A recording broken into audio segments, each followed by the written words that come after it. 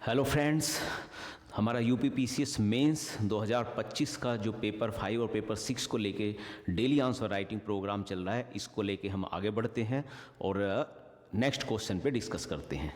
आज का जो हमारा क्वेश्चन है वो क्वेश्चन है कि उत्तर प्रदेश की जो स्थापत्य कला है वो एक समन्वित संस्कृति को किस तरीके से प्रतिबंधित करती है। मतलब एक तरीके से जो उत्तर प्रदेश की स्थापत्य कला है, आर्किटेक्चर है, वो किस तरीके से एक कंपोजिट कल्चर को दिखाती है, इसके ऊपर हम आज डिस्कस करने जा रहे हैं। ठीक है, तो अब क्वेश्चन का डिस्कशन जब हम करेंगे, इसके आंसर राइटिंग करेंगे, तो क्या स्ट्रक्चर इसकी बनाएंगे। सबसे पहले इसको देखते हैं। तो हमारा एक प्रॉपर स्ट्रक्चर होना चाहिए, जैसे हम डिस्कस पहले भी कर चुके हैं कि इंट्रोडक्शन होना चाहिए, प्रॉपर एक मुख्य भाग, और इसके अलावा एक कंक्लूजन। इंट्रोडक्शन इस तरीके से हो जो हमारा क्वेश्चन है उसी की बैकग्राउंड को अच्छे से कवर करता हो। तो इसके क्वेश्चन के अगर हम इंट्रोडक्शन में देखते हैं तो हम बताएंगे इसके अंदर कि किस तरीके से उत्तर प्रदेश में एक सांस्कृतिक विरासत है और वो सांस्कृतिक विरासत किस तरीके से आपस में लिंक होती है। जैसे इंडो इस्लामिक का स्थापत्य कला आपस में एक दूसरे से लिंक होती है, इस तरीके से हम इसमें एक इनिशियल फेज में ब्रॉड वे में चीज़ें डिस्कस करेंगे। फिर हम इसके मुख्य भाग में जाएंगे और फिर हम वहाँ इसमें दिखाएंगे कि वास्तव में आपस में संस्कृतियों का कैसे मिलन हुआ है, आपस में कैसे संस्कृतियों का सामंजस्य हुआ है, संस्कृतियों का सामंजस्य स्थापत्य कला के स्तर पे, स्थापत्य कला के स्तर पे। जैसे हम इसमें डिस्कस करेंगे मुख्य भाग में कि भाई किस तरीके से पहले आपका जब मंदिर होता था तो मंदिर वाली चीज़ों में जब आपका जो है एक तरीके से ब्यूटिफिकेशन के लिए हम जो है जालियाँ यूज करते थे या फूल पत्तियाँ यूज करते थे, लेकिन लेटर ऑन जाके अगर हम देखते हैं तो आपकी जो है जैसे मीनारें होंगी, आर्क होंगी, इस तरह की चीज़ों का इस्तेमाल होना शुरू हो गया है। इसी तरीके से अगर हम देखेंगे तो बहुत सारी इस्लामिक आपकी जो है नई नई आपकी जो है स्थापत्य कला स्थापित हो देखने को मिलती है। उसी स्थापत्य कला में को रीजनल क्षेत्र में भी हम देखने को मिलते हैं। जैसे अवध वाले क्षेत्र में हम एक अलग ही तरह की स्थापत्य कला को स्थापित होते देखते हैं, जहाँ इंडिया, ईरानियन और एक तरीके से का जो इस्लामिक संस्कृति है उसका तीनों का मिश्रण एकदम देखने को मिलता है हमें स्थापत्य कला में। इसी तरीके से फिर लेटर ऑन जाते हैं तो इंडो और यूरोपियन आपकी स्थापत्य कला का देखने को मिलता है। यहाँ भी आपको काफ़ी ज़्यादा सामंजस्य देखने को मिलता है स्थापत्य कला में। जैसे आपके उदाहरण है कि भाई आपका जो है कैथोलिक चर्च वगैरह या इस तरह के आपके एग्जाम्पल हैं, या हमारा जो है एक तरीके से जो आपका रेलवे स्टेशन है, जैसे कानपुर का रेलवे स्टेशन हो गया, लखनऊ का कानपुर स्टेशन हो गया, इस तरह की चीज़ों को हम देखते हुए चलेंगे यूपी के स्पेसिफिक। देन कंक्लूड करेंगे कि भाई किस तरीके से हमारी जो संस्कृति जो स्थापत्य कला है वो किस तरीके से विविधता में एकता को मेंटेन किए हुए है और एक विरासत को धारण किए हुए है। इस तरीके से हम इसको कंक्लूड भी कर सकते हैं। अब इसे हम जो है इसी एस्पेक्ट को लेकर हम डिटेल में इस पे डिस्कस करते हैं। और हमारा जो मुख्य भाग होना चाहिए वो हमेशा आपका जो है इस तरीके से होना चाहिए जो क्वेश्चन की डिमांड को भी एड्रेस करे और साथ के साथ वो होलिस्टिक होना चाहिए, प्रॉपर उसमें सभी डायमेंशन कवर होनी चाहिए, उसी को लेके हम डिस्कस करते हैं। तो इंट्रोडक्शन हम क्या कर सकते हैं, हम कह सकते हैं कि भाई देखो ऐसा है, ये जो हमारी स्थापत्य विरासत है, जो उत्तर प्रदेश की स्थापत्य विरासत है, ये वास्तव में क्या कर रही है, ये एक सांस्कृतिक समन्वय बना रही है, एक सांस्कृतिक समन्वय बना रही है आपस में। समय के साथ हम सांस्कृतिक समन्वय देखेंगे अपनी स्थापत्य कला के तहत। और एक गंगा जमुना तहजीब क्रिएट होती है। ये गंगा जमुना तहजीब आप जो है लिखोगे तो ये वर्डिंग बड़ी इंपॉर्टेंट है, इस तरह की वर्ड्स आनी चाहिए। गंगा जमुना तहजीब उत्तर प्रदेश में वो सांस्कृतिक विरासत है जिसमें मतलब एक इंडियन का हिंदू संस्कृति या बौद्ध संस्कृति और उसके साथ मिश्रण होना इस्लामिक संस्कृति की स्थापत्य कला का, अलग अलग एस्पेक्ट्स में स्थापत्य कला का भी और एस्पेक्ट्स में भी। तो उस तरह की जब संस्कृति बनती है उसे हम गंगा जमुना तहजीब कहते हैं। तो वही तो चीज हमारी है, जब गंगा जमुना तहजीब की एक संस्कृति बनी उसी की वजह से एक स्थापत्य कला का उदय हुआ जो दोनों के मिश्रण से बनी है। ठीक है, इसके बाद क्योंकि हमारे यहाँ बहुत सारी चीजें रही, बौद्ध धर्म, हिंदू धर्म, इंडो इस्लामिक, अवध, इंडो सार्वजनिक औपनिवेशिक काल में जो ब्रिटिश के टाइम में मिला, ये सारे तरह के स्थापत्य कला उत्तर प्रदेश में देखने को मिलते हैं। ठीक है, अब ये जब सारी तरह की स्थापत्य कला देखने को मिलते हैं तो इस तरीके से हम क्या कर रहे हैं कि एक विशिष्ट शैली, एक विशिष्ट स्थापत्य कला देखने को उत्तर प्रदेश में आपको मिल जाएगा। ठीक है, बौद्ध धर्म से भी लिंक होगा, आपका इंडो इस्लामिक भी होगा, उसका इंडो यूरोपियन भी होगा, सारी तरह के आपके जो हैं संस्कृति, और उस संस्कृति की वजह से ही इस तरह के डिफरेंट स्थापत्य कला हमें देखने को मिलेगी उत्तर प्रदेश के अंदर। इस तरीके से हम इंट्रोडक्शन ले सकते हैं। फिर एक समन्वित स्थापत्य कला की कैसे विशेषताएं हमें देखने को मिल रही है, कैसे जो है कंपोजिट कल्चर बन रही है, इसके बारे में हम बात करेंगे। अब इसके बारे में जब हम बात करते हैं तो इसमें देखो कई तरीके से कंफ्यूजन हो सकता है। कुछ बच्चे इसमें ऐसे भी लिख सकते हैं, वो क्या करेंगे कि भाई बौद्ध धर्म की स्थापत्य कला ये थी, जैन धर्म की ये थी, फिर उसके बाद इंडो इस्लामिक स्थापत्य, मुगल काल में ये स्थापत्य कला आई, फिर कुछ ये लिख देंगे ठीक है, फिर ब्रिटिश टाइम में ये स्थापत्य कला आई। तो ओवरऑल उत्तर प्रदेश में 4 तरह की स्थापत्य कला देखने को मिलती है। देखो वो क्वेश्चन का आंसर अगर हम इस तरीके से लिखते हैं तो एक क्वेश्चन की डिमांड को एड्रेस नहीं कर रहा। अगर वो आपसे ये पूछ रहा है कि ऐसी चीज बताइए उत्तर प्रदेश की वो स्थापत्य कला की विशेषता बताइए जो इसकी कंपोजिट या समन्वित कल्चर को दिखाता है, तो भाई समन्वित कल्चर को दिखाने का मतलब आपस में दोनों तरह के आर्किटेक्चरों का मिश्रण कहाँ हुआ है ये दिखाना है। ये नहीं दिखाना कि बौद्ध धर्म का अलग बन रहा, जैन धर्म का अलग बन रहा।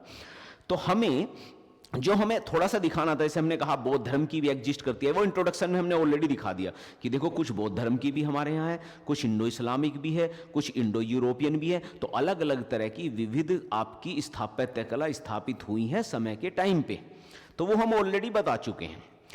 अब हमें यह दिखाना है कि कौन सी ऐसी कंपोजिट कल्चर्स हैं या मिश्रण के तत्व हैं जो इनके अंदर एग्जिस्ट करते हैं। तो एक्चुअली में इस चीज पे हमें ज्यादा फोकस करना है, इसीलिए हमें इसका उत्तर थोड़ा इस तरीके से देंगे कि उत्तर प्रदेश की जो स्थापत्य कला है उसका सम्मिलित रूप धार्मिक स्थलों में, राजमहलों में और इसी तरीके से सार्वजनिक इमारतों में दिखाई देता है। जो भी समन्वित रूप है वो बहुत सारे धार्मिक स्थल, बहुत सारे आपके जो है जो महल हैं, किले हैं उसमें, या बहुत सारे आपके इस तरीके के सार्वजनिक इमारतें, इन सारी चीजों में दिखाई देता है। ये सारी क्या चीज क्या है, ये सारी स्थापत्य कला है। तो सारी इस तरह की स्थापत्य कला के जितने भी आपके एलिमेंट्स हैं उन सब में समन्वित कल्चर दिखाई देता है। कैसे, उसी के बारे में डिस्कस करते हैं।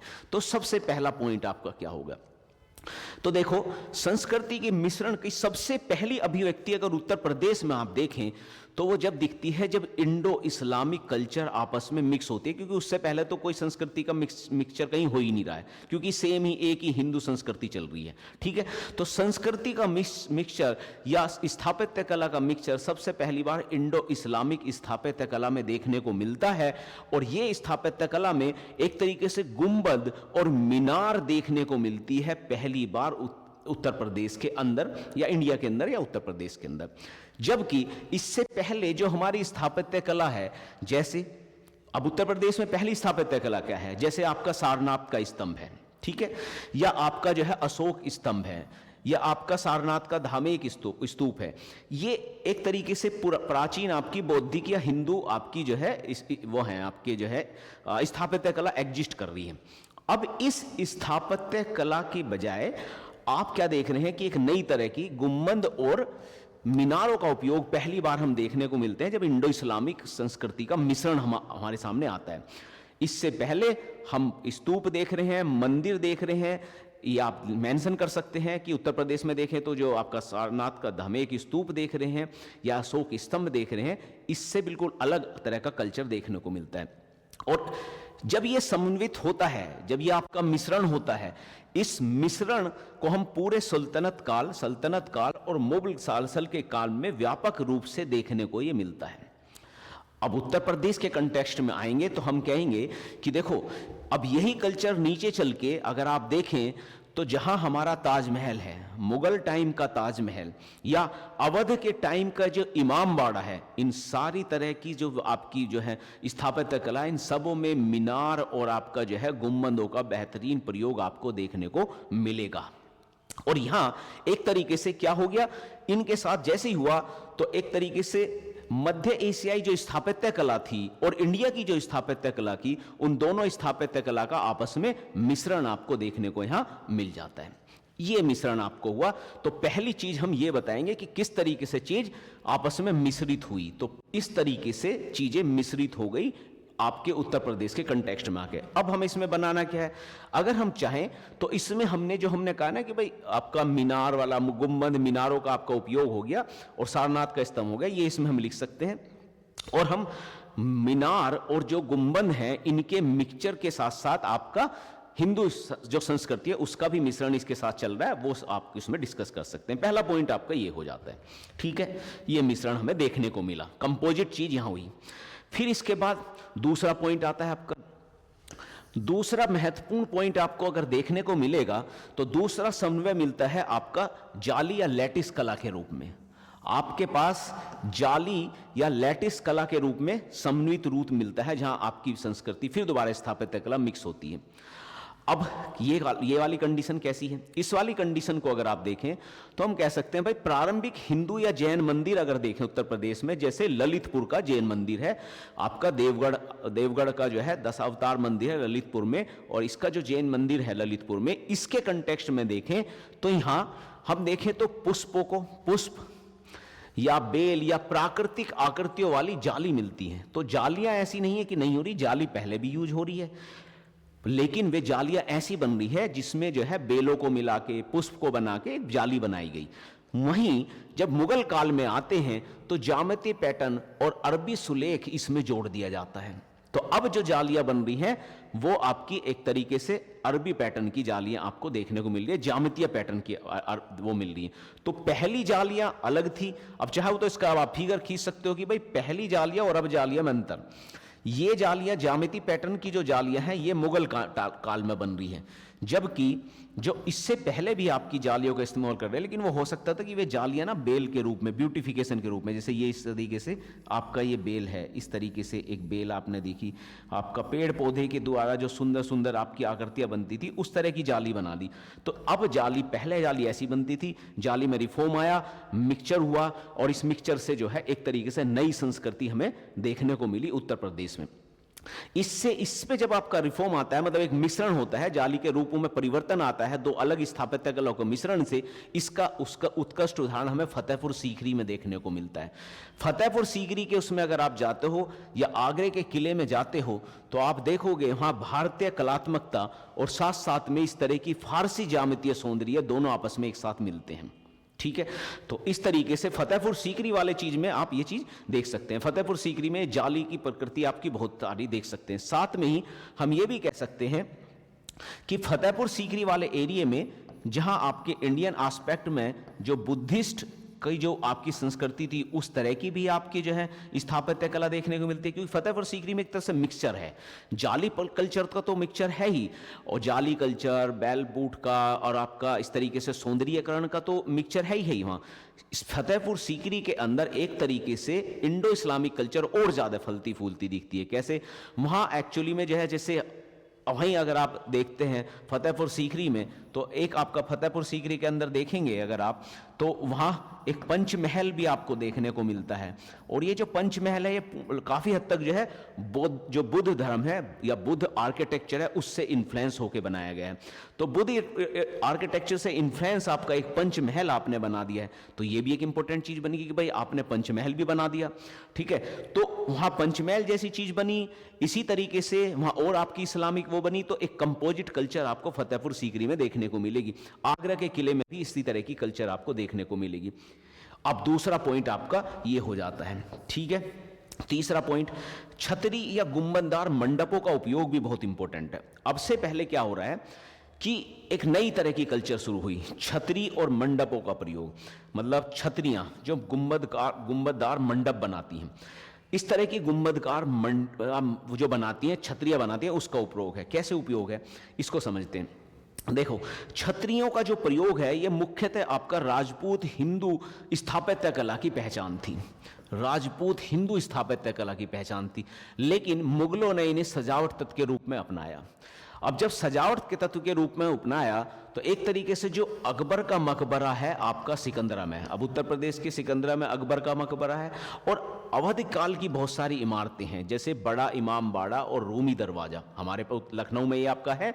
इसमें समन्वय की उत्कृष्ट अभिव्यक्ति प्रस्तुत होती है, जहां छतरियों को इस्तेमाल किया गया है, जबकि छतरी इससे पहले किसी भी इस्लामिक तरह की जो आपकी वो होती थी, कोई भी इस्लामिक स्थापत्य कला होती थी उसमें यूज नहीं होती थी, लेकिन ये होती थी मुख्यतः हिंदू राजपूताना स्थापत्य कला में। वहां से ये उठाई गई, मुगलों ने इसे यूज करना शुरू कर दिया। उसके बाद अवध की इमारतों में भी इसी तरह के छतरियों का प्रयोग आपका इमाम बाड़े और रूमी जैसे दरवाजे में आपको देखने को मिला। ठीक है, तो एक नई तरह की एक सिस्टम और आ गई कि जो छज्जे होते थे, छतरिया मतलब जो छज्जे हैं, तो जैसे आपका जो है छज्जों का इस्तेमाल आपका होना चालू हुआ, तो छज्जे ये आपके यहाँ आ गए। तो आप चाहो तो इसमें थोड़ा सा एक दो आकृति लेके बना भी सकते हो थोड़ा बहुत, कि भाई किस तरह के छज्जे इसमें इस्तेमाल होते थे, लेकिन आपको एक्सप्लेन यही करना पड़ेगा। इसके बाद आपका चौथा पॉइंट आता है आपकी जो बाग नियोजन वाली चीज है, गार्डन वाली चीज बहुत देखने को मिलती है। अगर हम देखें तो जो ये गार्डन वाला कंसेप्ट है कि भाई चार बाग वाला कंसेप्ट है, अगर ये देखें तो प्राचीन भारतीय स्थापित कला में भी आपके खुली प्रांगण प्रणाली देखने को मिलती है। प्रांगण मिलते हैं, बाग देखने को मिलते हैं, मान लो कोई स्थापत्य कला बने उसके सामने बाग की कल्चर थोड़ी सी देखने को मिलती है। लेकिन जो चार बाग की कल्चर है, मुख्यतः ये चार बाग की कल्चर मुगलों ने बाहर से अपनाई, मुगल लेकर आए। तो जो अब तक सिर्फ हम एक प्रांगण रखते थे, उस प्रांगण को बाग में कन्वर्ट कर दिया गया, वो भी चार बाग में। और वो वाली चीज हमें कहां देखने को मिली? राम बाग या आगरा के राम बाग में ये देखने को मिलती है, सिकंदरा परिसर में हमें ये देखने को मिलती है। और एक तरीके से भारतीय और फारसी उद्यान जो है उन दोनों का मिक्सचर देखने को मिलता है। एक अलग तरह की कंपोजिट कल्चर आपको यहां देखने को मिल जाती है। तो ये भी आपके जो है उसमें एक इंपॉर्टेंट रोल प्ले करती है। तो इस तरीके से अगर हम देख रहे हैं तो आपके अवध के रीजन में या मुगल काल के टाइम में जैसे आगरा या आपका फतेहपुर सीकरी वाला एरिया है, ये इन सारी चीजों में ना आपका जो है समन्वय आपको साफ देखने को मिल रहा होगा। और यही एक तरीके से उत्तर प्रदेश में कंपोजिट कल्चर जो है उत्तर प्रदेश में वो साफ देखने को मिलती है। सारी चीजें आपस में लिंक होती जा रही है, मिश्रण होता जा रहा है। आगे चलते हैं। फिर जब ब्रिटिश काल आता है तो यहां ब्रिटिश काल में भी फिर इंडो यूरोपियन कल्चरों का सम्मिश्रण देखने को मिलता है। तो पांचवा पॉइंट आपका यहां आ जाएगा। जब इसके उत्तर उसमें देखें तो आपका यहां इंडो सार्सनिक और गॉथिक कल्चर का मिक्सचर आपको यहां खूब अच्छी तरीके से देखने को मिलता है। और इवन पुनर्जागरण जो हो रहा है उसका भी जो है इफेक्ट यहां देखने को मिलता है। और इस शैली में भारतीय गुंबद, मेहराब और सजावट का प्रयोग यूरोपीय संरचनात्मक तकनीक के साथ हुआ है। अब जो ये गुम्बद और मेहराब हो रही थी पहले, वो गुम्बद और मेहराब जो इस्लामिक इफेक्ट पे बनती थी, अब ये इस्लामिक इफेक्ट से इसमें चेंज आया। और ब्रिटिश की जो संरचनात्मक सिस्टम है ना, उन्होंने इसमें फर्दर मॉडिफाई कर दिया और फर्दर मॉडिफाइड गुंबद और आपकी जो है सजावट आपकी चली होने लगी। और इसके उदाहरण हमारे पास जैसे इलाहाबाद का उच्च न्यायालय है, या मायो मेमोरियल आपका जो है हॉल है, या लखनऊ का घड़ी टावर है, या आपका कानपुर का जो है रेलवे स्टेशन है। ये सारे ऐसे उदाहरण हैं जो उदाहरण दिखाते हैं कि जो गुंबद है या आपका जो है सजावट है उसका पैटर्न फिर दोबारा बदल गया। अब Indo Islamic with European structure का आपस में तीनों का कंपोजिट मिक्सचर हो गया। अब तीसरी कल्चर आई, पहले इंडियन स्थापत्य कला थी, उसके साथ मिक्स हुआ आपका एक तरीके से इस्लामिक कल्चर, फिर इस्लामिक स्थापत्य कला के साथ साथ आपका ब्रिटिश स्थापत्य कला। अब तीनों का मिश्रण यहां हमें देखने को मिल रहा है। ठीक है, तो ये आपकी चीजें एक तरीके से आ गई। तो इस ओवरऑल उसमें हमने 5 पॉइंट दिए और इन 5 पॉइंटों में कहां कहां कंपोजिशन आ रहा है ये हम इसमें बात कर रहे हैं। हमें ये नहीं बताना इसमें इंडिविजुअल की भाई बौद्ध हिंदू धर्म से रिलेटेड ये थी, इससे रिलेटेड ये थी। देखो वो तो सेपरेट अलग अलग हैं, वो नहीं है हमारा। इसमें मुख्य कंसर्न ये है कि कंपोजिट कहां हुआ है, आपस में मिक्सचर कहां हुआ है इंडियन, इस्लामिक और ब्रिटिश कल्चर, और वो हमने इसमें दिखाने की कोशिश की है। क्वेश्चन का एस्पेक्ट इस तरीके से लिखा जाना चाहिए। अब फाइनली हम कंक्लूजन पे आते हैं।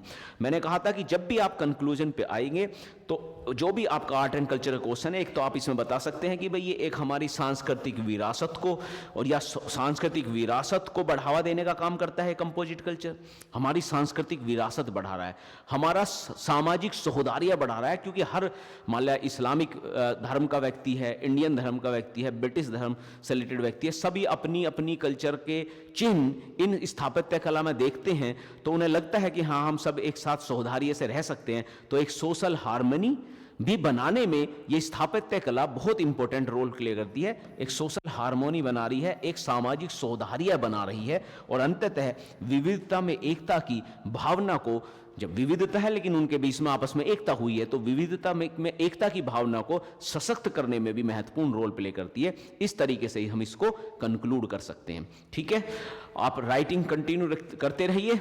ठीक है, और अभी जो हमारा वीडियो आने का पेस थोड़ा सा बीच में धीमे था, मैं कुछ चीज़ों में बिजी था, लेकिन अब मैं तेज़ी से जो है आपको कोशिश करूंगा कि पर डे आपकी 2 वीडियो आए और तेज़ी से इसको हम आगे बढ़ाएंगे प्रोग्राम को। Okay, thank you.